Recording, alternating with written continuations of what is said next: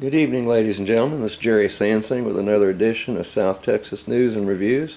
This is Sunday, April 26th, and I'm going to discuss a few items of great importance, not only here, but up in Beeville, Texas, and in South Texas in general.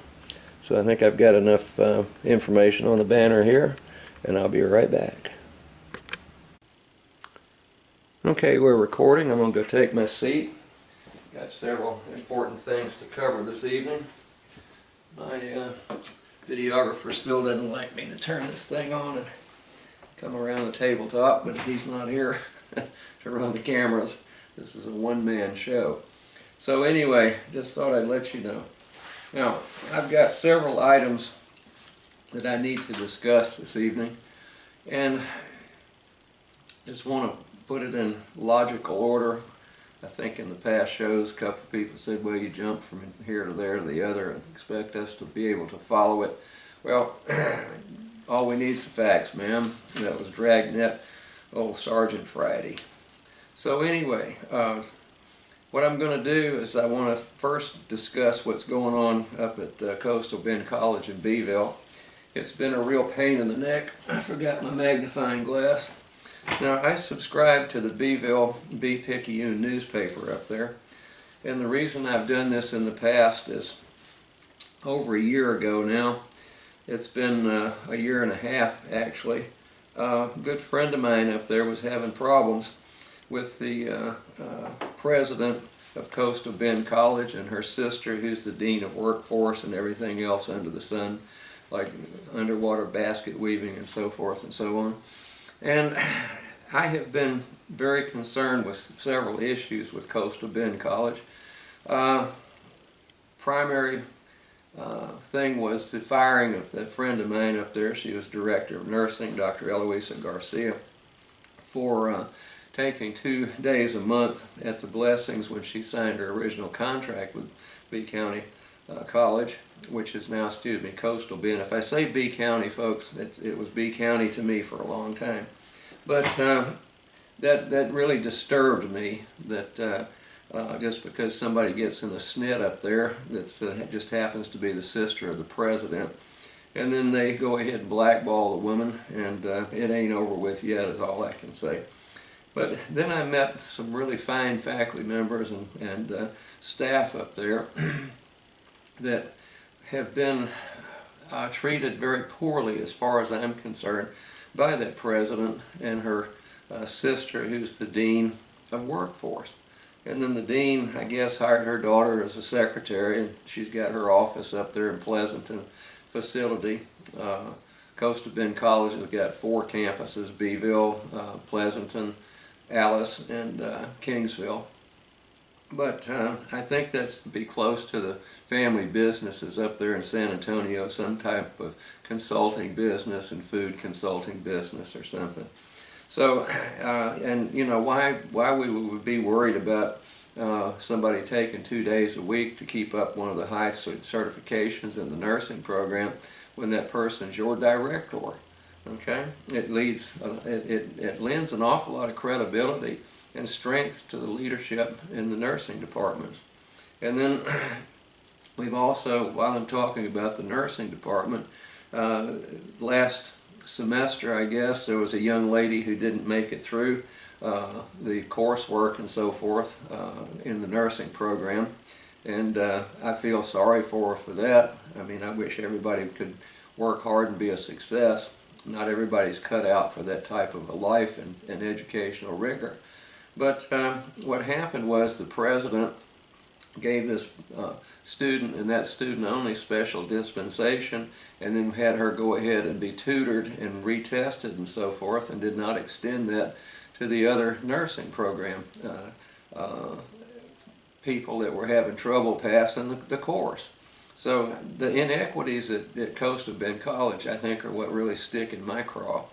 And they just, no willy-nilly just say, well, I don't like this person, we'll fire him, and we're going to do this, and we're going to do that, and so forth and so on. And it's a real shame. And I've been all over the legal beagles up there, the district attorney and the B County attorney, to have them look into nepotism, and they say that when the president hired her sister up there, does not constitute nepotism. I've talked to, as well as several people, the Attorney General's office, and they say that the document that they base that opinion on up there is not, it's not the one that should be relied upon. So I'm spending a bit of time getting ready to go up and have a little trip up to Austin and sit down and talk with the Attorney General about not only Coastal Bend College's annex with nepotism and some of this other stuff that's going to crop up, but also Del Mar College, because Del Mar College will not provide public information in a timely manner when it's asked for. And I wrote a letter last week requesting that I get a estimated cost for some information that they say they have ready for me, and I have yet to hear back from them. So I guess I'm just going to have to go ahead and make their whole day again at Del Mar College, and be count or the Coastal Bend College, and go make a little one-day foray on a Friday up to the Attorney General's office. But let me get back to Coastal Bend College. On Wednesday, April 22nd of this year, which was this past Wednesday, the Beeville Bee-Picayune newspaper on the front page says, "College looks to ground aviation program." Now, Coastal Bend College has got an aviation program up there. You can go and the students go and they learn trade up there to be aircraft mechanics, and then they take the airframe half of the national test, the FAA test, and then they also take the power plant. And I'm real familiar with that because I had assisted greatly in rebuilding World War II fighter planes with my dad up in San Marcos for several years, and should have gone ahead and I had the experience, should have gone ahead and taken my test for those two certificates. But here's what we've got. And I'm going to have to read this with a magnifying glass. When I printed this out, I do subscribe to the Bee-Picayune, but when I try to print things out, I can't get anything but the entire page, so I've got the whole front page of a very long paper here in front of me. But it says, Coastal Bend is planning to kill its aviation program, possibly by December. Coastal Bend College President Dr. Beatrice Espinosa says she has recommended cancellation of the program at the May 20th meeting of the CBC Board of Trustees. That's Coastal Bend College. Okay? So unfortunately for them, I can make that one, and I usually go up with the camera I'm filming this with and film those board meetings. They're very, very interesting, and I'll talk about you citizens in Beeville up there needing to formulate a Beeville or a Bee County Taxpayers Association, just like we have here, the Corpus Christi Taxpayers Association, of which I am the president. Okay, her announcement followed a standing room only session April 15th when 6 of 9 persons who signed up to speak in the public comment portion of the agenda voiced concern that CBC was planning to immediately cancel the program before they could complete their required classes to be certified by the Federal Aviation Administration. Raymond Carolyn, Director of Training for the CBC Aviation Airframe and Power Plant Program, let's see, new page, watched 5 of his students urge the board to keep the program active until they could complete their courses. Standing next to Carolyn was an armed Beeville Police Department officer. Presence is standard practice when board meetings are expected to be contentious. So we have to call the police in, folks, to a public meeting, and that makes everyone feel real safe up there. I'm a father of 2, and I work full-time, and I attend college, Jacob Mendez told the board. Transferring to another college isn't an option for me. Okay, see, it was mentioned that maybe they transfer down here to Del Mar College's program, and we do have an excellent aviation program here at Del Mar College. The only reason that I can come to school, Robert Gonzalez explained to the trustees, is that my wife decided to take on our financial responsibility working 2 jobs so that I could become an aviation mechanic. I have only 5 more classes and I will be done. Stephen Gonzalez, who has 2 courses to finish, asked the board, don't you have a logo that says students come first? Shouldn't you be able to back that up? That's a good point, Mr. Gonzalez. Dr. Espinosa says that while she plans to close out the aviation program, the class will continue. All current students complete their courses and practice known as teaching out. Okay, that's a practice known as teach out. Now, what they're going to do is go ahead and teach those students, I guess, and not take any more into a program like that. I don't know how the students were misinformed, Espinosa says, because first of all, we're not allowed to just drop a program. You have to go through a process. Aviation student Cody Potts knows where the rumor started on April 8th or April 3rd at his work, and then in parentheses, the business asked not to be mentioned.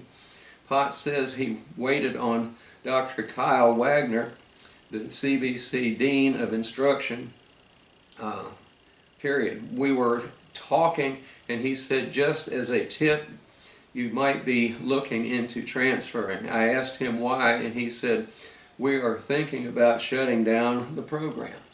Okay? So it was leaked out by Dr. Wagner up front. The encounter was captured on the store's security cameras, so that can't be denied. Okay?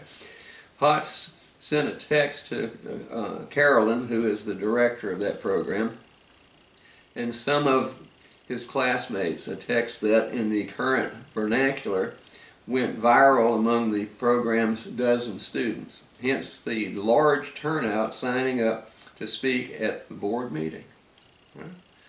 It's a scary thing for students, and obviously they shared their concerns, Espinosa says. Okay?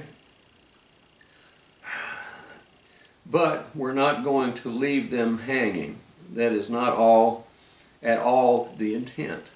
Well, I don't know what it is. Okay, the recommendation, she says, is based on the lack of student population interest in it or the regional interest to support it, meaning the program. Del Mar College in Corpus Christi has a similar program. Corpus Christi has an international airport, naval base, and Army depot with helicopter repair jobs. Beeville doesn't. Well, it doesn't mean that a good program at Beeville, Dr. Espinosa, can't support people moving down here to Corpus Christi, Texas for a good job. I think you owe that to your taxpayers and your students, but I'm philosophizing now instead of reporting. We've done some extensive review. We look at all our programs. That one has surfaced for a couple of years, particularly after the Sikorsky company left. That was a helicopter company that was in cahoots with them. Okay, where are we to send our students after they are certified? There are no jobs here. It's difficult to keep a program that is just not sustainable. 2 of Carolyn's students are investigating potential employment in Japan. At the April 15th meeting, former economics instructor Janine Jones, presented the board with data that brings sustainability into question.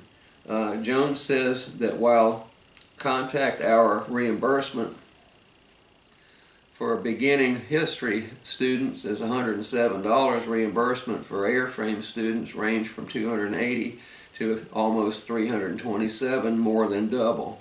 Okay? Since it started in 2012, the program has instructed 21 students in general aircraft, airframe, and power plant courses using equipment purchased with $800,000, or I guess that's $600,000 in grants, and with donated material and equipment from Sikorsky.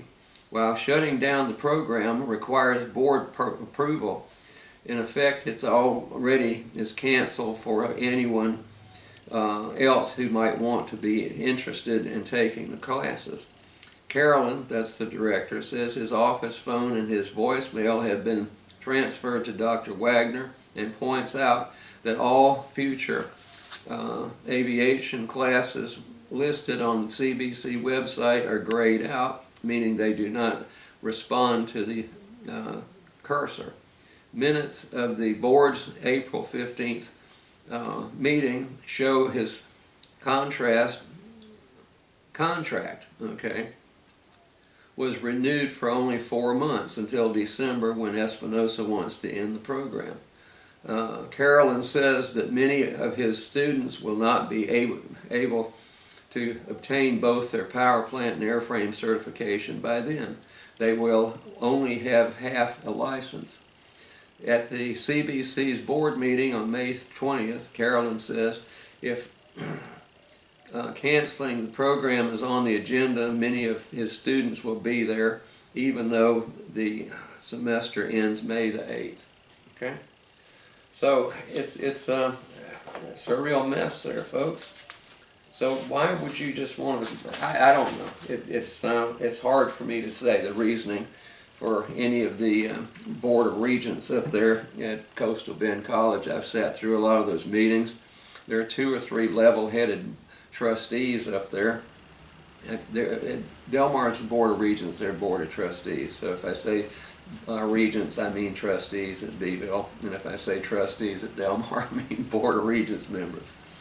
Then 2 days later, it's on the front page of the Bee-Picayune. One more time. It says CBC aviation program seen as financially unfeasible. Now here's a guy that I'm going to go ahead and divulge some information about this too. When we talk about Dr. Garcia being accused of double dipping things, they have a person up there that I'm going to mention his name right now, who goes by doctor. I think he has a law degree, which is a jurisprudence doctorate, a JD degree, doctorate of jurisprudence. Very rarely will you see any attorney use the prefix doctor for that. It's a 3-year law degree. It's not a bona fide write a dissertation, PhD, or EDD program. Okay? So I don't know why he goes by doctor, except maybe it makes him feel better. But he is on, I think, the county police force or something. He teaches there at Coastal Bend College, and what he would do at times is cancel his classes and put notes on the door, or the secretary had to put notes on the door saying that he was out on his job and he couldn't make it over there to teach his class. Now, if that's not double dipping with a second job and canceling classes, at least Dr. Garcia, she was director, and she had the time in the office to go ahead and commit to 2 days per month to keep her nursing family practice nurse certification going. So I don't know, the double standard at Coastal Bend College is just phenomenal, folks, and it's getting to be just that bad at Del Mar. So anyway, here's the one that came out 2 days ago on April the 24th. It says here, Coastal Bend College's decision to end its aviation mechanic courses is a result of a continuing review that shows the program cannot be sustained, says Dr. Kevin Baer, CBC's Director of Technical Instruction. Okay, this is Mr. Baer, JD, and goes by Doctor. Like I said, that's new to me. I've only seen that, I think, once in my life. All right, we have an affirmative duty to be good stewards of the Bee County taxpayers' money, Baer says. Now, I'm going to stop right there and tell you that they're not good stewards of the money up there, especially when they hire these attorneys to go in and try to defend themselves for firing people without cause. Okay? All right, I'll get back to it. But let me read that one. We have an affirmative duty to be good stewards of the Bee County taxpayers' money. And mine too there, pal. I pay state and federal. So be careful. Okay, we review all of our programs annually to ensure program solvency and viability. We have to look at which, and then there's a picture of this person. I'm just going to go ahead and say Mr. Bear, okay? And he says by his picture here, after 2011 you begin to see a drop in enrollment, and we're probably the smallest aviation program in the United States. Probably? Can you back that up, Mr. Bear? Okay.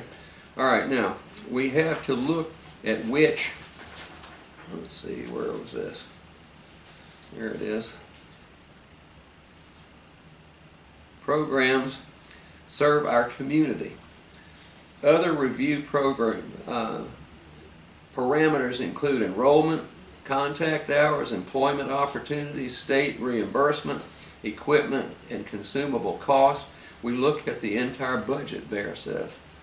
Okay, at a special call meeting of the CBC board at 5:30 Monday, he says he will present to trustees the results of a 3-year review of the aviation program that defends the decision to close it.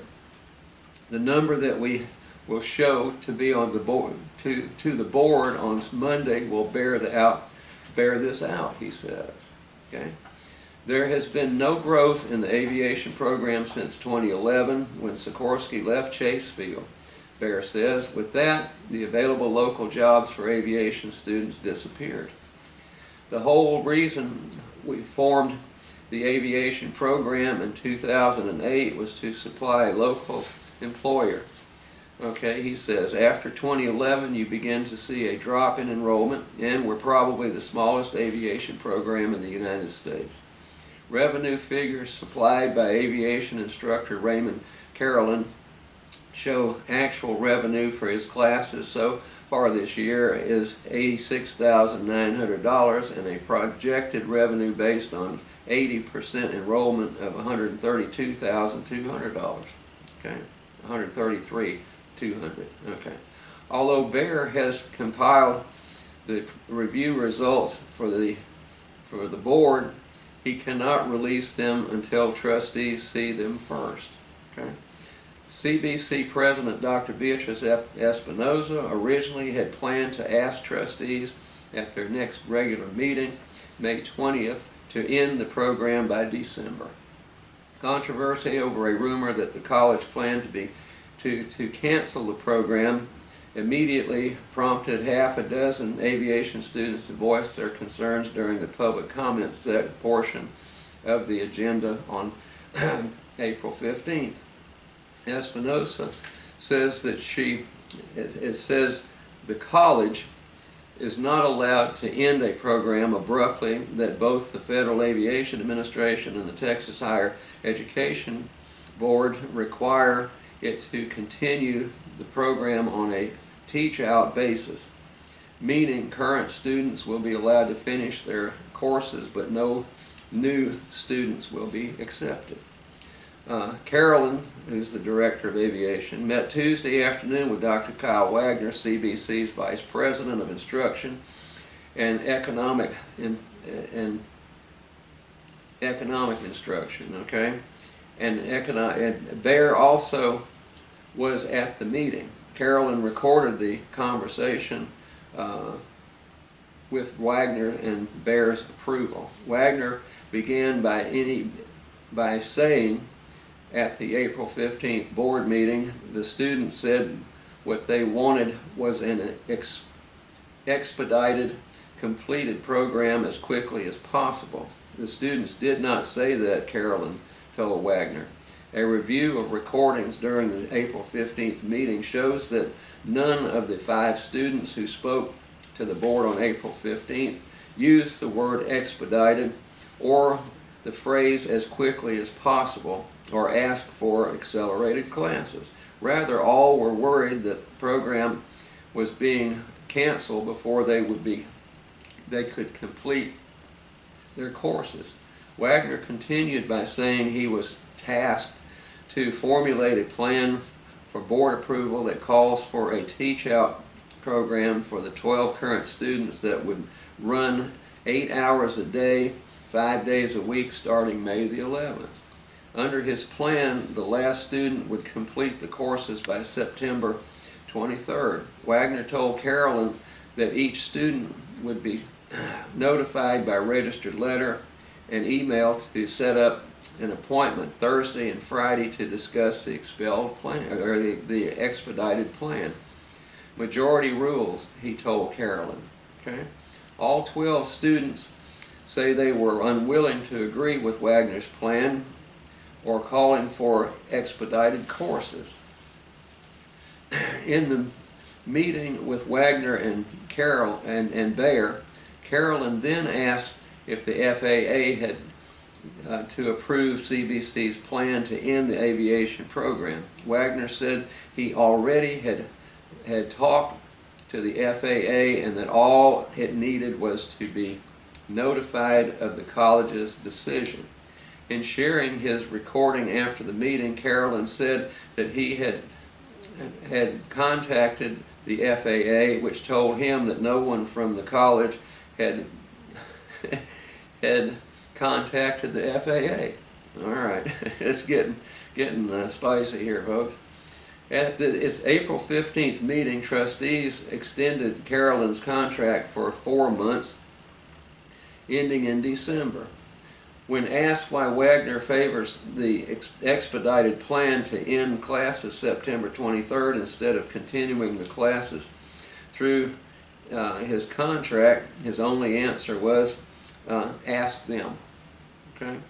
I guess he wants them to, Mr. Carolyn, to ask the board. He does question whether many of the students who are working as well as going to school could handle going to school 5 days a week, 8 hours a day. The students did not request this, Carolyn says. What are they supposed to do? Go on food stamps? Carolyn and most of his students plan to speak in public comment at the next regular board meeting, May 20th. But because Monday's session is a closed or a special call meeting, public comment is not allowed. Okay, they're having one tomorrow, folks. That'll be on the 27th then? Okay. So they're all I want is the TV and movie rights to this saga, folks. But all I can say is I feel sorry for those students. I've been to those meetings. I've seen the majority of that board of trustees up there have got their heads locked up in some dark hole somewhere. They don't think. They're buying into everything that Dr. Beatrice Espinosa tells them. I personally don't trust the woman at all after she has violated nepotism laws with the good graces of many of those board of trustees members up there. Then they mess around with the nursing students and mistreat them.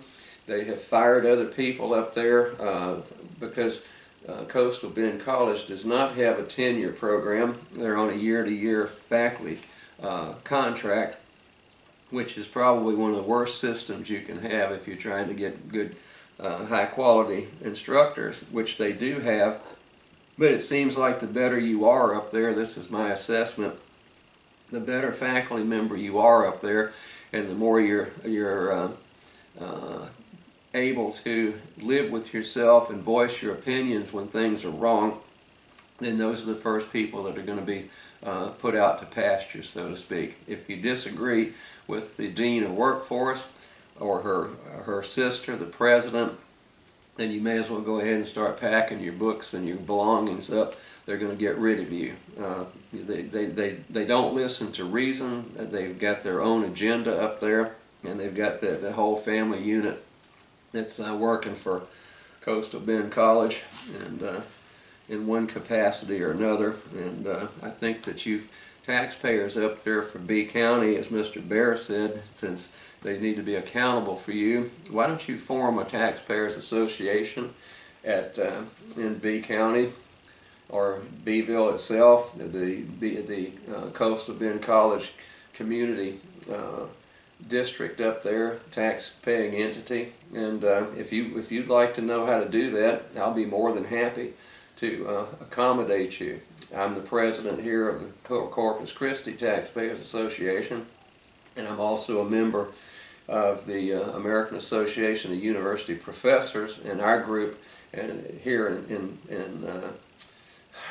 Corpus Christi and Texas and nationally are very concerned when we hear about the shenanigans going on up there at Coastal Bend College. And there's a lot of investigating going on now to see if we can do that. But just go ahead and email me at gsansing, S-A-N-S-I-N-G, at gmail.com. Tell me who you are, and if you'd like for me to run up there one Friday or Saturday or whatever, and show you how to formulate a taxpayers association to stop some of this nonsense and the waste of your tax money up there, not only with Coastal Bend, but county and so forth and so on, then just let me know. I'll be more than happy to show you how to do that. It'd be my pleasure. All right.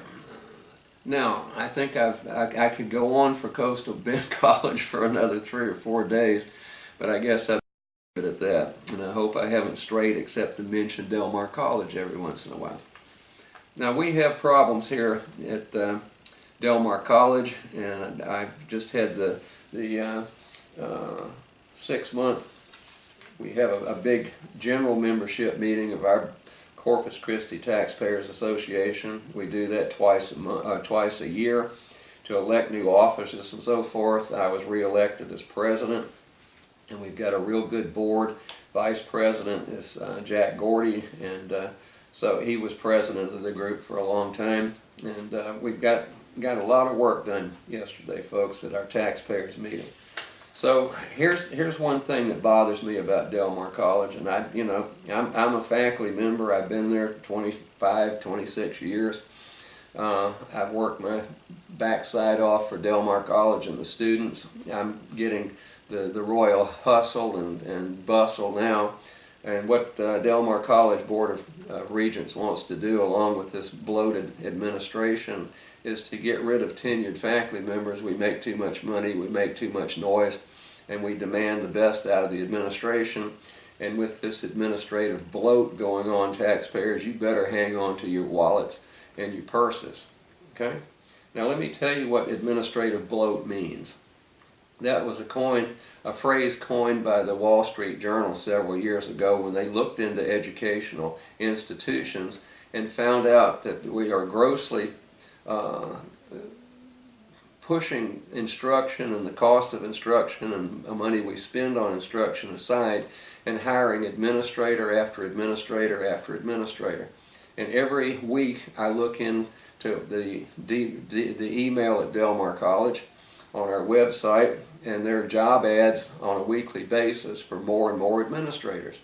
We need an administrator for toilet paper counting. We need an administrator, for this, that, and the other. It's unbelievable. Now assessment's the big deal these days.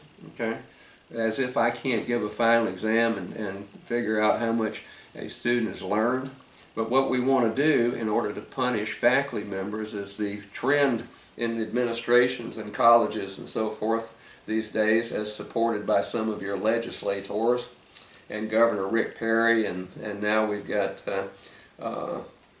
what's his face in there, Greg Abbott, and I don't know how Ken Paxton feels about this, but they want to have students with the ability to assess the course and the instructor, not necessarily worry about learning what they should be learning.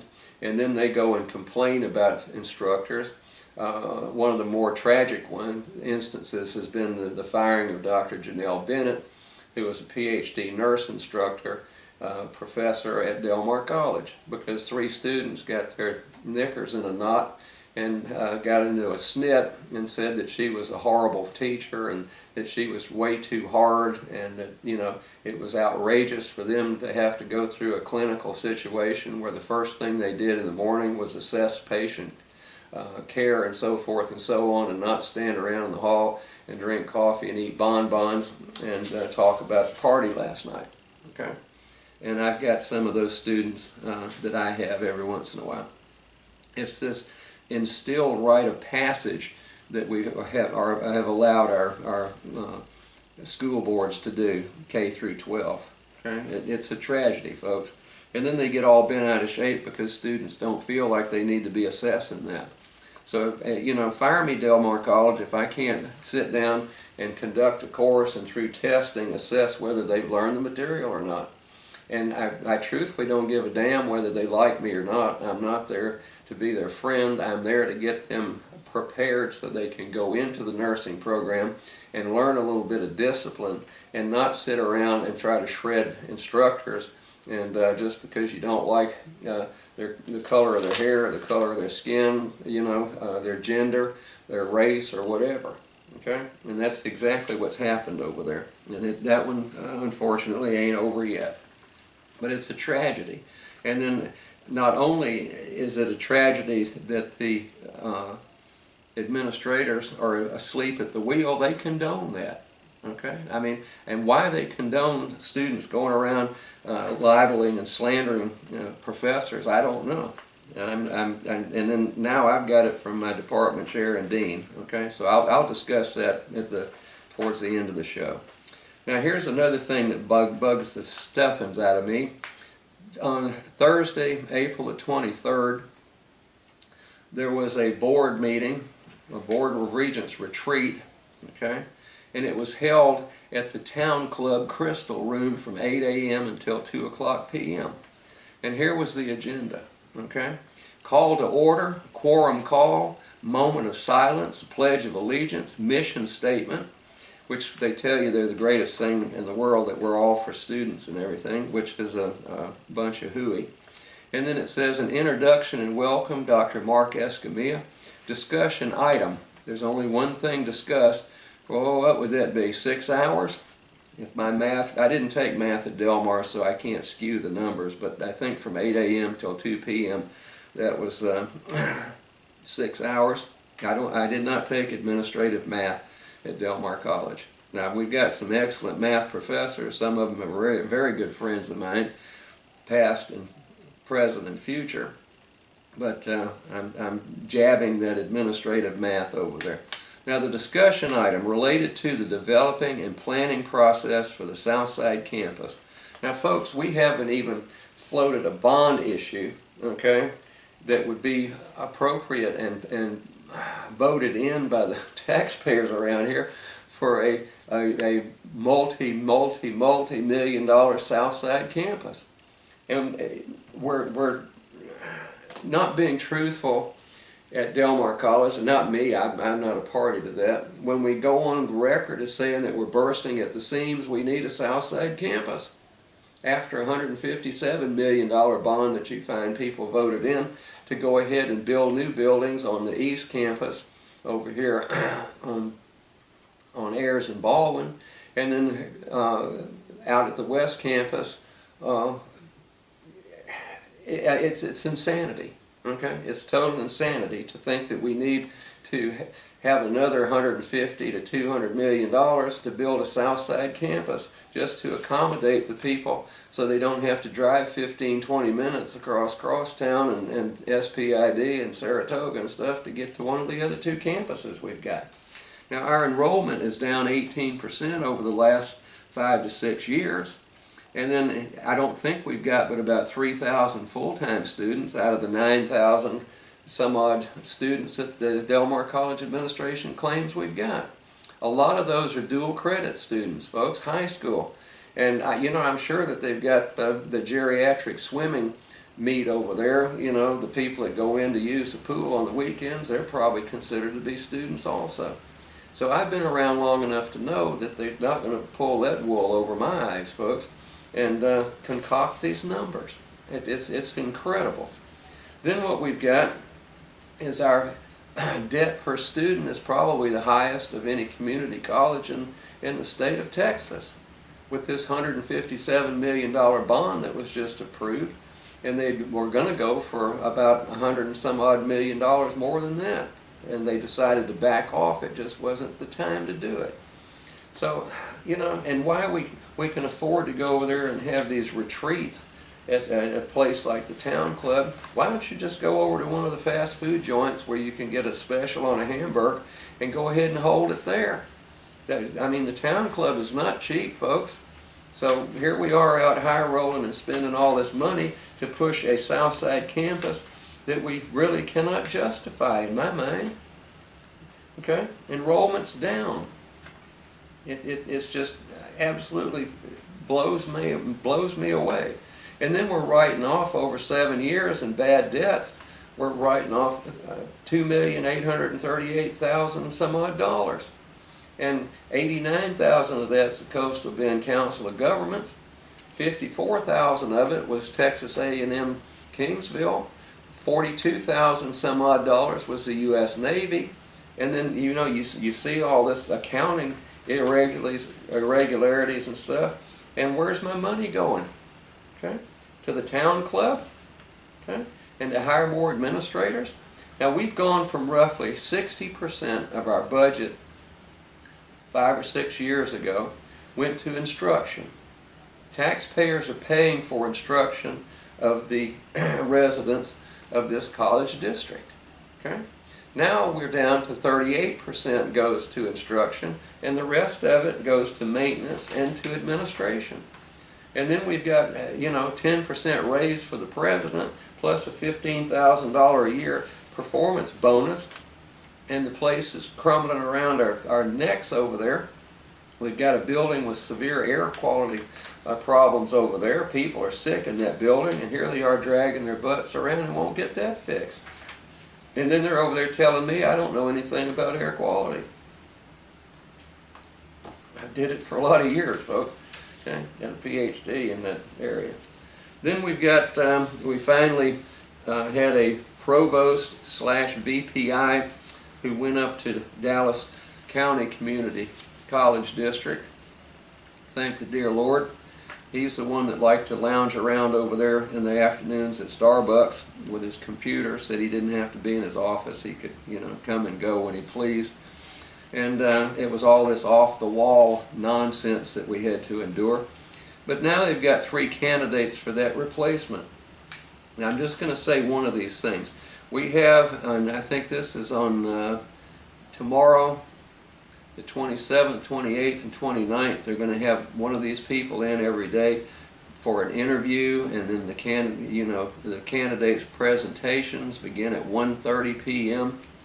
I'm in class at those times. But one of them here, and I'm not going to name the name, but one of them wound up back in, let's see, what was the date on this? Somebody went in and got this out. It was back in May of this 14th of May, just here recently, from the Dallas Morning News, and it says ex-director of Mountain View College Nursing Lab to get $90,000 settlement. One of these 3 candidates there was up to his eyeballs, I guess, in that. I don't know what it is about nursing professors and nursing instructors and stuff, folks. It's been a bad couple of years for them. Bless your heart, Dr. Garcia, Eloisa, and Dr. Bennett, Janelle. And, now they have the same problem up around Dallas, it looks like, okay? But here we go. So all I can say is there's going to be some fast, fancy work explaining why you're leaving up there, why you resigned from that school, and to come down here and apply to this one. Look out, taxpayers. It's incredible. Don't they do background checks over here when they go to hire somebody at Del Mar College? Okay, now, that's Del Mar. I could go on for about 6 or 8 days with that one. However, I'd like to get back to the city. Now, I get a notice the other day, and this was sent by way of my attorney, and it's a letter from the Court of Appeals, the 13th District of Texas. So we've got the 13th Court of Appeals here that take care of us at the state level. That's the Justice Department.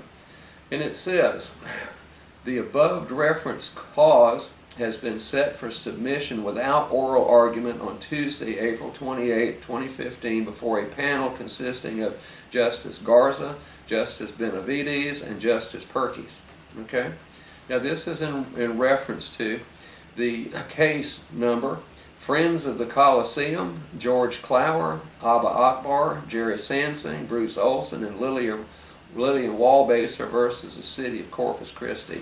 Now this is a hangover from when the 5 of us that I just read the names of, okay, were sued by the city of Corpus Christi for $30,000. Actually, the original was $60,000 because the city said that they had sustained $30,000 in legal fees to cover the filing of a lawsuit against us, and so forth and so on.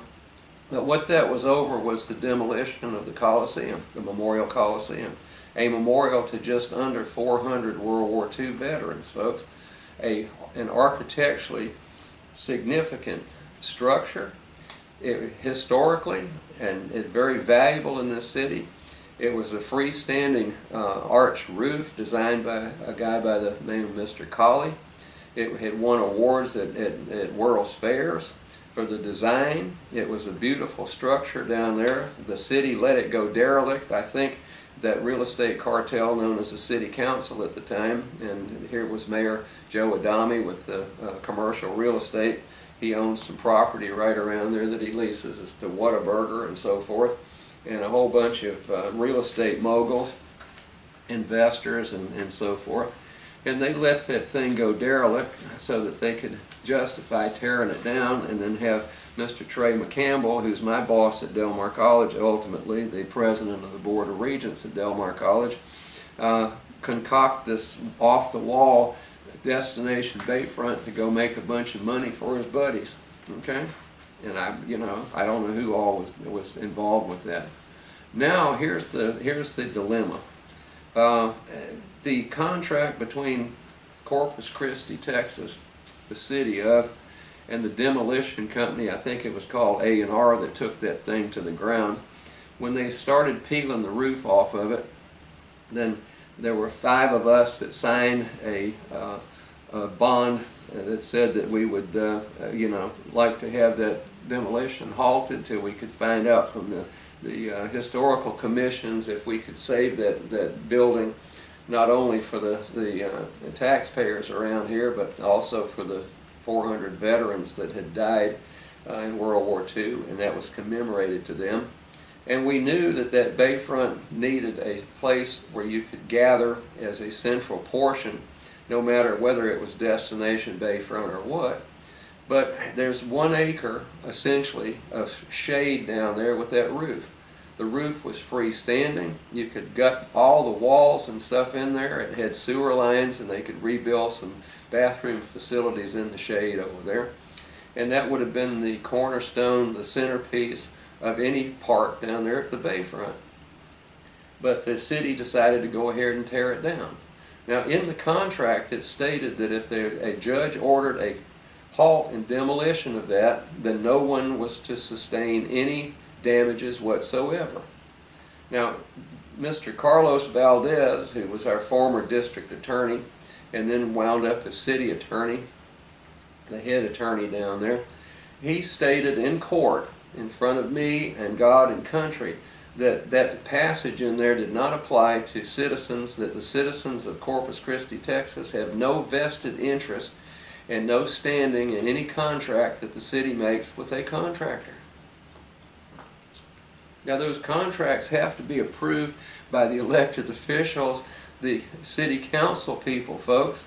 So are you going to buy into that as a citizen of Corpus Christi, Texas, that anything that city council does and the workers that you pay down there with your tax money, that you don't have any vested interest in anything that they do down there? I mean, and it shows. I mean, that arrogance down there really does show, folks. That's the reason that we've got the problems we've got. Now, Mr. Gordy, and I'm going to talk about this on the Taxpayer Show, which is what's going on in Corpus Christi. If you want to look that one up on cable or on YouTube, you can go in and put in Janelle Bennett's name on YouTube, and that show comes up. That's the one I do for the taxpayer. She's the producer of that.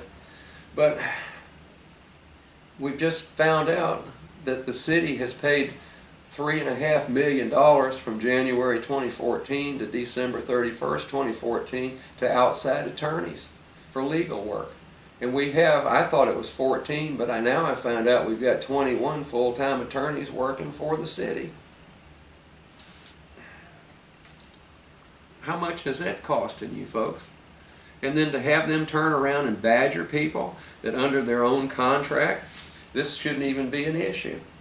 Now, I don't know about the Court of Appeals, the 13th Court of Appeals. I've seen that they have never ruled in any individual's behalf, any citizen, if the city's involved. I think the only time I've seen it was a friend of mine that was locked out of his office over at Del Mar College. They agreed with him that he should not have been forced to retire and so forth, and I'll discuss that in another big meeting. That's still stuck in everybody's craw. And then we've got Del Mar College paying tens of thousands of dollars per month, okay, to outside attorneys. There's one group out of Austin. There's another individual person there in San Antonio. It just happened to be a classmate around here years ago with our president, Dr. Mark Escamilla. There's some tie there.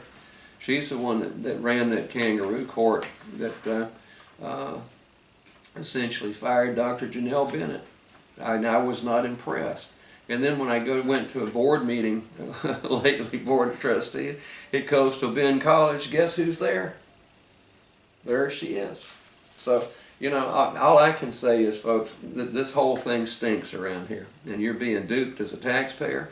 You're paying legal fees that you shouldn't be. They're still paying money for this 13th Court of Appeals and trying to bleed me and 4 others for $30,000 when the contract says that that's not gonna, that shouldn't happen. So we'll just see what the 13th Court of Appeals does.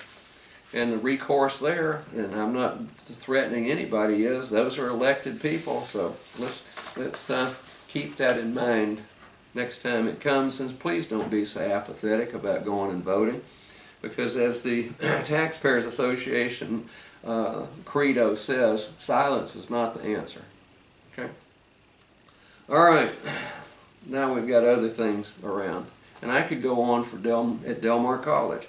I've got some real problems with obtaining Public Information Act requests, and like I say, I'm going to go camp out up there and visit with our new Attorney General Ken Paxton for a day or two up in Austin and see if I can shake a few things loose down here.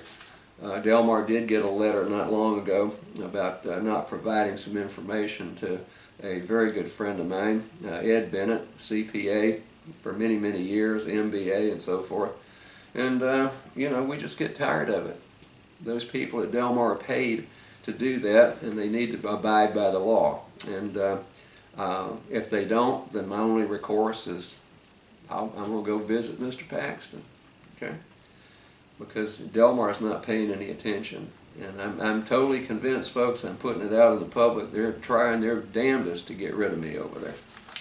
And all I can say is I'll leave on my terms and not some concocted horse manure that you guys are formulating over there. I'll just leave it at that for the short run.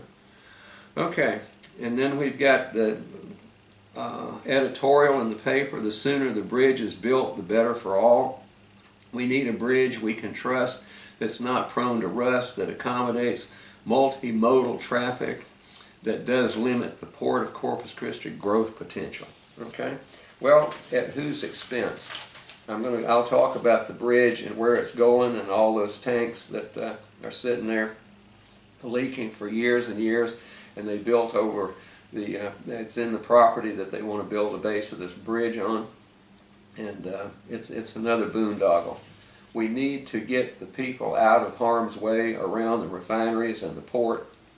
Those people over there in Donna Park, Hillcrest, and so forth and so on, that Coles community, and get them out of there so that they can live at least a decent life as we are in this mode with the port and all the business people to earn more and more and more money for ourselves, and to hell with the taxpayers. Okay? Now, another thing that has come up, our water rates are going up. We conserved water here like good, prudent citizens, and now the city's going to punish us by upping our water rates. We did such a good job. And then there was one in here that just really floored me, and it says cut abatements to fund streets. Now I want all of you to go into today's paper. It's Sunday, April the 26th, into the Caller Times, and in the editorial section there was Isabel, Araiza, I'm sure I'm murdering that name. She's an associate professor of sociology at Texas A&M Corpus Christi, who specializes in aging, education, and in inequality. Okay? Now her general theme is here, if you want to fund the street repairs around here, let's quit giving tax abatements to every company that walks into town. Okay? And she mentions Cheniere, that's the one that wants to do the natural gas compression to liquefy natural gas. All of the, and I've seen this time after time at Del Mar, they go into closed sessions at the Board of Regents meetings, and they discuss a new company that's going to come in and tell them, golly gee whiz, we're going to not tax you for anything so that you'll build this plant, and then you can enhance the pocketbooks for the local bankers and the real estate agents and the business people. And you know, the taxpayers of the Del Mar College District and the state and the county and stuff can just be damned. We're just going to let you get away and not pay your fair share of taxes at the time. Now, I remember when they kept giving tax abatements, when every time they'd revamp one of the refineries out here, they were all interested in giving Las Brisas Energy Center carte blanche. Don't charge them a thing to come in here and pollute the hell out of us. And luckily, the Sierra Club and Environmental Defense Fund and the Clean Economy Coalition, which is my group here in Corpus, fought that one off. Also, out there, taxpayers, there's a move in the legislature to cut back the amount of time that a contested case hearing for polluters can be done. If it weren't for the time we had, we filed contested case hearings against Las Brisas Energy Center, then we'd be sitting here choking to death today as they were burning all that garbage over there. So the legislatures, folks, the legislators are there for money and to get friends their money and their big business, and then they can get all these big speaker fees and everything else going around that you hear about on the news every day. And it's a real mess. But please go ahead and read this. It's a very, very good case. And ma'am, I sure appreciate you writing this. It's like you were reading my mind. We've got the same problem. I think that if a company comes in here and they're making money and they're polluting us, then I think they ought to pay their fair share to the tax board burden around here. Okay? And then we've got the city can be on the move too. This was Herb Canales. I don't know. I think he was a library director. He seems to be the big business guru around here. Okay? And then he's bemoaning the fact that Mr. Chad McGill, effectively led the effort to delay a decision on the proposal. The proposal was to spend $90,000 annually to promote the Bayshore Park. Now, it's not Destination Bayfront, but he's an all for that thing. Okay, like I say, where were you, Herb Canales? Did you sign on to have that roof on that Coliseum stay down there as the centerpiece, the cornerstone for any bayfront park that went in down there? There's an acre's worth of shade there, my good man, and with bathroom facilities and everything, and now you want to spend a bunch of money, I think it's $50 million with your cronies down here, to go ahead and restart that garbage and put some swings in down there. Well, I'm down to about a minute, and I hope that I've made a little bit more sense out there, Sergeant Friday, and I'll go ahead and turn this off and come back with a few choice words for you. And this will be on YouTube fairly soon. Okay, I'm back, ladies and gentlemen, just for the short run. I'll run the banner here. Please notice we are on YouTube. You can go into YouTube and put in Gerald, Gerald, Sansing, Sansing, and the shows will crop up, the latest one. We're getting a good number of hits on that thing. Keep up the good work. Email me at gsansing at gmail.com if you need any questions answered, if you want to put any information in it. You can also go to cctaxpayers.org if you want to know about my Taxpayers Association or our Taxpayers Association. And talk to you later. Good night. I'm going to let this run out. Bye.